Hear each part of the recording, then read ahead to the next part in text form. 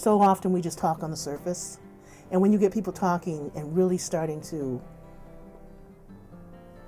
pull off the layers, you start seeing change. When people don't speak their truth, it creates this whole layers of resentment and ill will and unawareness. But when you remove that, when you start talking, when you start asking questions, when you start engaging, when you start seeing people for who they are, when you start having the one-on-one conversations or having the group conversations, things that were not discussed, you put light on it, and all of a sudden you're thinking, wait a minute, well, why do I really think this? Be one who steps up.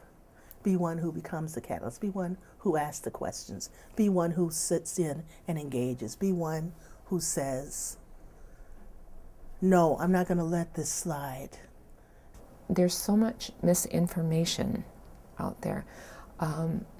When I talk to people, I'm amazed about some of their feelings and things that I don't necessarily share. But if I can talk about them, it helps to clarify my thoughts, but it also helps me to hear what they are thinking and what they're saying. Well, it is very personal for me because I have 2 children who are gay and came out to us in very different ways over the years.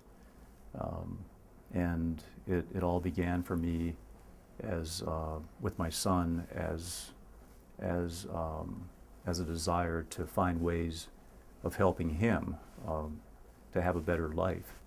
You know, after feeling like I did everything I could to help my son, then it became more about all of our sons and daughters. So we've had probably had I don't know, a couple dozen or at least of these dialogues, and probably several hundred people involved in these dialogues over the last 4 years. Well, first of all, when I was introduced to the whole idea of doing the B1 dialogues, I was quite nervous. Only because I've never been a facilitator in my life. But when I met with Chad and the rest of the facilitators, I felt more comfortable. Everyone is able to share a part of themselves, and being able to be comfortable in that group to share like opinions and just comments on topics that we don't really talk about. So I saw a lot of passion. I even saw passion for myself. I found myself being a little bit more open than I expected, which is great. It really helped me evaluate myself and how I view the world, issues of race and gender and sexual orientation, but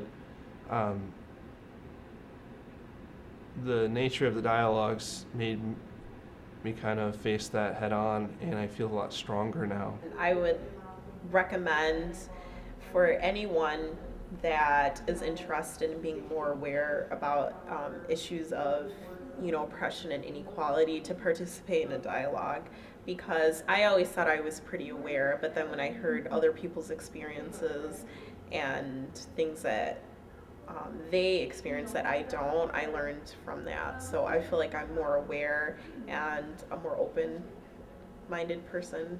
I still have prejudices in my life, even as a marginalized person, and we've got to get people moving ahead and seeing things from other people's perspectives.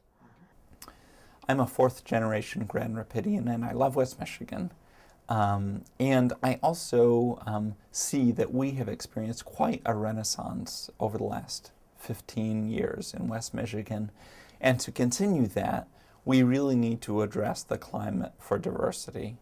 I think about the comments of folks who have said, I thought that I was really very open.